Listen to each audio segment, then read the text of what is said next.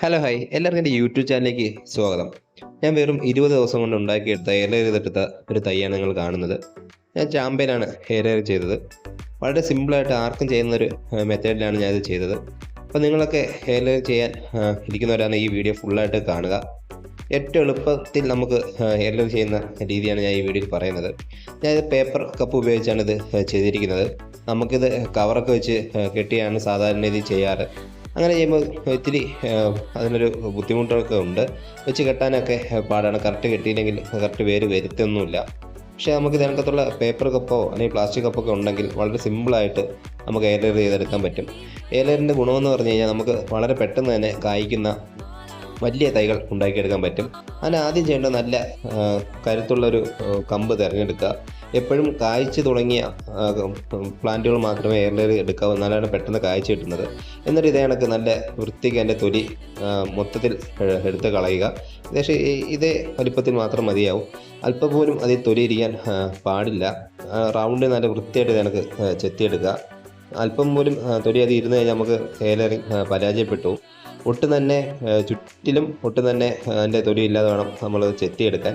അങ്ങനെ ചെത്തിയെടുത്തതിന് ശേഷം നമുക്കൊരു പേപ്പർ ഗ്ലാസ് ഇത് കണക്ക് അതിൻ്റെ അകത്തോട്ട് ഇറക്കി വയ്ക്കാം. അതിൻ്റെ അടിയിലൊരു ഇത് കണക്കൊരു കീറിലോട്ട് നമുക്കിത് മണ്ടേ ഭാഗത്തോട്ട് തന്നെ ഇത് കണക്ക് താഴോട്ട് വയ്ക്കാൻ പറ്റും. പിന്നീട് അതിൻ്റെ അടിയിൽ നമ്മളൊരു ടിഷ്യൂ പേപ്പറോ അല്ലെങ്കിൽ ഒരു കുറച്ച് പേപ്പറോ അതിൻ്റെ അടിയിലൊന്ന് ഇട്ട് കൊടുത്തേക്കണം. അല്ലെങ്കിൽ നമ്മളിടുന്ന പൊട്ടി മിക്സ് ആയി കൂടെ താഴ്പോകാൻ ചാൻസ് ഉണ്ട്. ഞാനിവിടെ ടിഷ്യൂ പേപ്പറാണ് വെച്ച് കൊടുക്കുന്നത്. അതാകുമ്പോൾ ഒരു ഈർപ്പം അതിൽ നിലനിൽക്കുകയും ചെയ്യും. നമുക്ക് ഒരു പേപ്പർ മതിയാവും. ടിഷ്യൂ പേപ്പർ ഇല്ലാത്തൊരു സാധാ ന്യൂസ് പേപ്പറോ എന്തെങ്കിലും ഒരു പേപ്പർ അതിൻ്റെ അടിയിൽ ഇറക്കുന്ന വെച്ച് കൊടുത്താൽ മാത്രം മതി. പിന്നീട് വേണ്ട നല്ലൊരു പോട്ടി മിക്സാണ്. ഞാൻ ചെയ്ത പോട്ടി മിക്സ് എനിക്ക് ഏറ്റവും നല്ല റിസൾട്ട് കിട്ടിയത് ഇതാണ്, നമ്മുടെ ചകിരിച്ചോറ് കമ്പോസ്റ്റ്.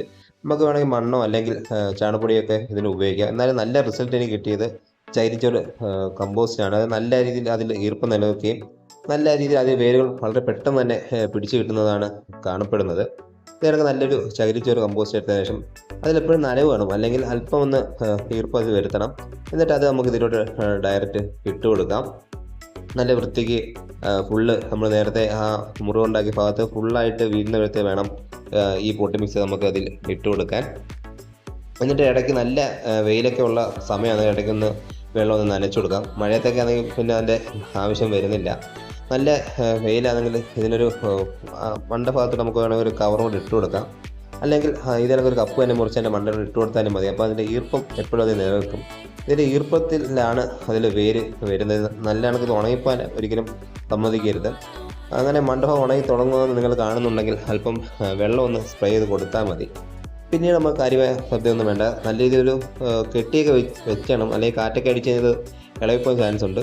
നല്ല വെയിലാണെങ്കിൽ ഇതേണക്കൊരു കപ്പ് വീണ്ടും അതിൻ്റെ മുകളിലോട്ടൊന്ന് ഇട്ട് കൊടുത്താൽ ആ ഈർപ്പം എപ്പോഴും നിലനിൽക്കും. ഞാൻ ജസ്റ്റ് ഇതൊന്ന് കെട്ടി വെച്ചിരുന്നു. നല്ല കാറ്റുള്ള സമയത്തേനും ചെയ്ത്, അല്ലെങ്കിൽ ചിലപ്പോൾ ഇത് ഇളകിപ്പോകാൻ ചാൻസ് ഉണ്ട്. ഇതിനൊരു ചണമോ അല്ലെങ്കിൽ ഒരു പ്ലാസ്റ്റിക് വള്ളി ഉപയോഗിച്ച് ഇതിനൊന്ന് ചുറ്റി കെട്ടി വെച്ചാൽ മതി. പിന്നീട് നമുക്കിതിൽ ഒരു 20 ദിവസം കഴിയുമ്പോഴത്തേനും ഇതിൽ നല്ല രീതിയിൽ വേര് വന്നു തുടങ്ങും. ചാമ്പലൊക്കെ വളരെ പെട്ടെന്ന് നമുക്ക് ഇതിനൊക്കെ ഇലയിൽ എടുക്കാൻ പറ്റും. ചാമ്പ, പേര അങ്ങനെയുള്ള എല്ലാത്തിനും നമുക്ക് ഇതിനൊക്കെ ഇലയിൽ എടുക്കാം.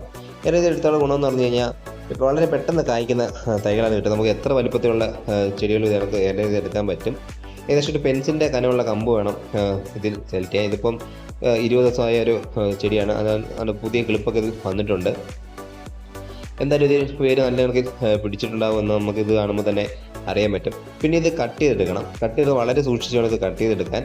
അല്ലെങ്കിൽ നമ്മൾ ചെയ്ത പണിയെല്ലാം വെറുതെ ആയിപ്പോവും. നല്ല മൂർച്ചയുള്ള കത്തി ഉപയോഗിച്ച് വേണം ഇത് നമുക്ക് കട്ട് ചെയ്തെടുക്കാൻ. അധികം കുലുക്കൊന്നും തട്ടാതെ വേണം കട്ട് ചെയ്തെടുക്കാൻ, അല്ലെങ്കിൽ വേര് അകത്തുനിന്ന് പൊട്ടിപ്പോകാൻ ചാൻസ് ഉണ്ട്.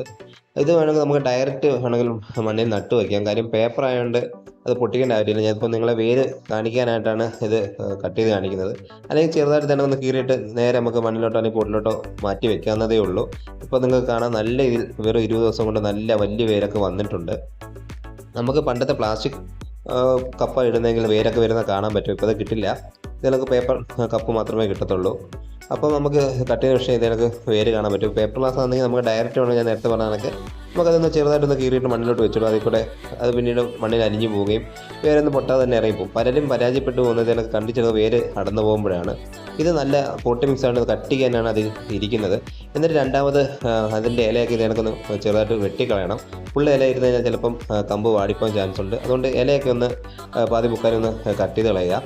കഴിവതും ഇലകൾ ഒഴിവാക്കാൻ തന്നെ ശ്രമിക്കുക. എന്നിട്ട് പിന്നീട് ഇത് നല്ലൊരു പൊട്ട് മിക്സ് തയ്യാറാക്കി അതിലോട്ട് മാറ്റി നടണം. ഞാൻ അതിലും അല്പം ചകിരിച്ചോറ് കമ്പോസ്റ്റ് എടുത്ത് മണ്ണിൽ മിക്സ് ചെയ്താണ് ഇട്ടിരിക്കുന്നത്. അത് മേൽമണ്ണുമായിട്ട് ഇളക്കി അതിലാണ് ഞാൻ ഡയറക്റ്റ് ഇത് നട്ട് വെച്ചിരിക്കുന്നത്.